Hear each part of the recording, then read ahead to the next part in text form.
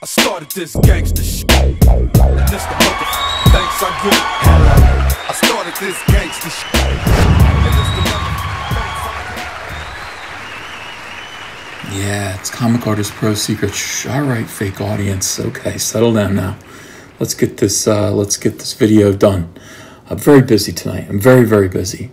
All right, so what do we got here? We got Time Magazine, very prestigious publication, and they are saying Mark Hamill finally weighed in on the best order to watch Star Wars. Well, you know, now that Star Wars is over, now's the time to decide which order you want to watch the movies in, if you ever want to watch them again. So Megan McCluskey, good, great name there. Megan McCluskey. Yeah, private eye. The perfect viewing order for the Star Wars movies. Why is this a link? You gotta be kidding me. Time Magazine actually ran 2 articles on this topic. Jesus, what's going on in the world? Okay, the perfect viewing order for the Star Wars movies has been a heated topic of discussion. Not really. Not really, no. Since the release of George Lucas's prequel trilogy in the early 2000s. But while fans will likely continue to argue in favor of their own preferred method until the end of time, Luke Skywalker himself has now weighed in on the debate.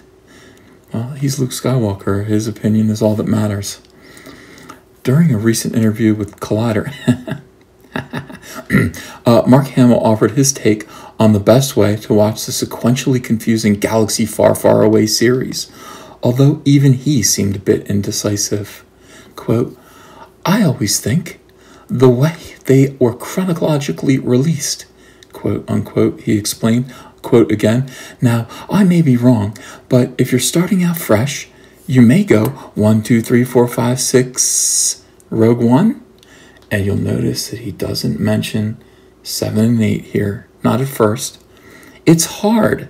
I mean, wait a second, Rogue One comes out before 4, so you go 1, 2, 3, Rogue One, 4, 5, 6, 7, 8, I'm guessing. However, the 66-year-old actor was also quick to admit that it may be difficult for children who are used to today's Star Wars crap to watch the older movies. Quote, it must be jarring for young kids, he said, because the technology is so advanced now, so Star Wars looks primitive when compared to the prequels where CGI just flourished. Yeah, it's hard to show kids good movies. Now you put a kid down in front of Casablanca and see what happens to you.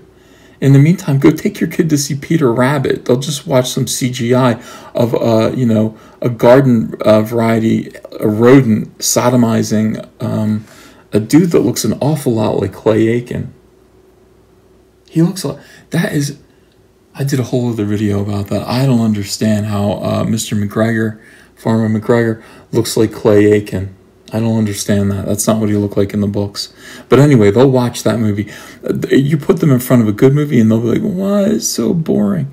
Star Wars is boring to this generation. Yeah, we need to start over again. That seems to be the end of this article. That was it. That was the end.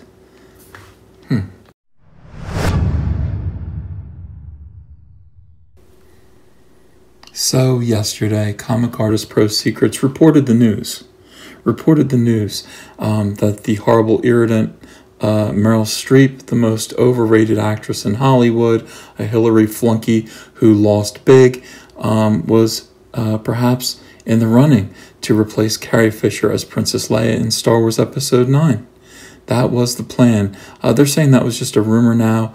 I don't believe that for a minute. So the headline is, nobody is replacing Carrie Fisher as Princess Leia in Star Wars. Don't be too sure. That's what your mother, Debbie Reynolds, thought until her husband met Elizabeth Taylor. Nobody is irreplaceable in disgusting Hollywood.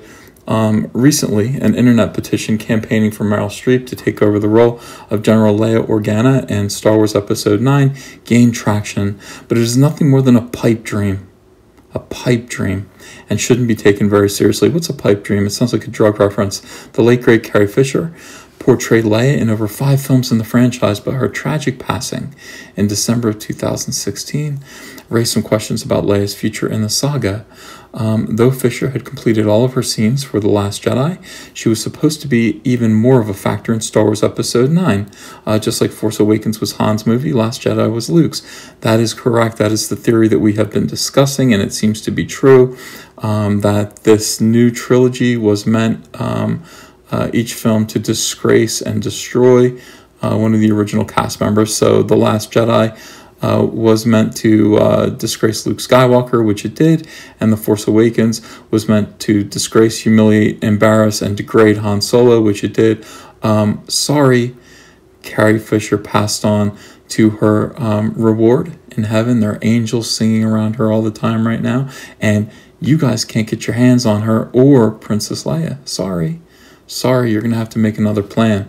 How J.J. Abrams and Chris Terrio resolve Leia's story in the trilogy's conclusion is something several fans are interested in learning, and there are those who aren't ready to bid farewell to the princess just yet. Leia is the only member of the original Big Three left alive and completely undisgraced by Episode 8's end. So the filmmakers clearly had more plans for her moving forward. Yeah, of course they did, because of course they did. Of course they did. She still has some dignity. But by all accounts, Episode 9 had been significantly retooled in the wake of real-life events. For starters, Lucasfilm president Kathleen Kennedy admitted at Star Wars Celebration 2017 that the studio started over on the 9th episode after Fisher's death. This is pretty much all the proof one needs to know that recasting isn't on the table. That is not true. That is a presumption. There wouldn't have been any need to wipe the slate clean. No, that's not true either. That's not true. They could have just simply diminished her role, and still they could recast her as the overrated Hillary flunky who lost big, Meryl Streep. All right, so Lucasfilm also thankfully came out to debunk rumors stipulating Fisher's likeness would be digitally recreated. I don't know why that's something to be thankful for. Did you see the Tupac hologram like 8 years ago? I'm still thinking about that and why they haven't done it again. A la Grand Moff Tarkin in Rogue One. Considering Episode 9 has been through no less than 4 iterations with Abrams and Terrio's version, it seems as if finding a graceful and respectful manner to conclude Leia's arc without the actress, who's synonymous with the part, has been a huge sticking point. That's something everyone involved wants to do the right way. See, you idiots shouldn't have destroyed Luke Skywalker, then you would have been okay for Episode 9. You'd still have sucker bait to pull people into the theaters with. Now you got nothing. What do you got, Yoda? The least controversial route for Abrams to go is writing Leia out of Star Wars 9 completely. Using CGI would just make viewers extremely uncomfortable, and there isn't an actress working today who would make a suitable Leia in the sequel, regardless of... How do you know? That's a ridiculous statement. There might be someone that's perfect, you just can't think of them. Regardless of how talented Streep, or any other fan casting options are, what Fisher brought to the role cannot be replicated. Not only that, it would be a gargantuan task for Lucasfilm to sell moviegoers on the new Leia when Fisher's death is still fresh on everyone's mind. It's one thing to recast Han Solo for the standalone prequel. Yeah, it's one thing. This is a completely different situation that has more in common with Heath Ledger and the Dark Knight trilogy than anything. Abrams probably won't go to the extremes that Christopher Nolan went to. The Joker wasn't even mentioned in The Dark Knight Rises. But out of respect to Fisher, he'll tell a story that doesn't require the character to physically be there. Star Trek Beyond's treatment of Leonard Nimoy's passing reads as an ideal template to follow, tastefully integrating the actor's death into the narrative. That was good. This isn't to say an actress of Streep's caliber would be an unwelcome addition to the Star Wars galaxy. No. You stay away. Stay away. Do not even think about it. Do not think about it. Yeah, we don't need Admiral Holdo's mom, 4-star General Holdo. We don't need it. God damn. Oh, did I even have to say that? Oh, the cringe is just like... On the contrary, Kennedy and Abrams would be thrilled to collaborate with the Oscar winner if they had the chance. Yeah, I know they would. However, it won't and shouldn't be for the role of Leia. It's very easy for the creative team to come up with a new character. No, please. To serve as a resistance leader alongside Poe Dameron. One that's free from the baggage. Why? Why? Don't say this.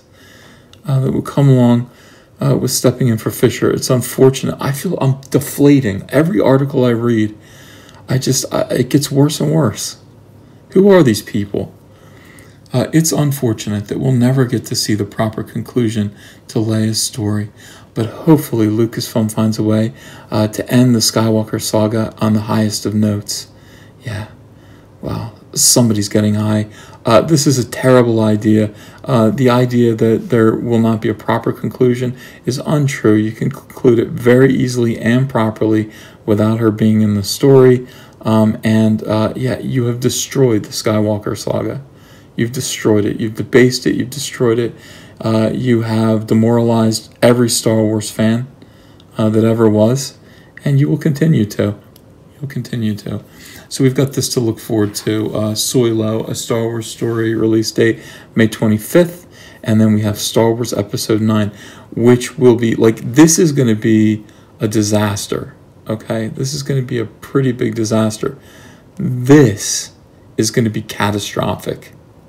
This movie here, I might just buy all the action figures just for the meme of it, because this is going to be the biggest thing ever. It's just going to be the end, the absolute end of Star Wars for good.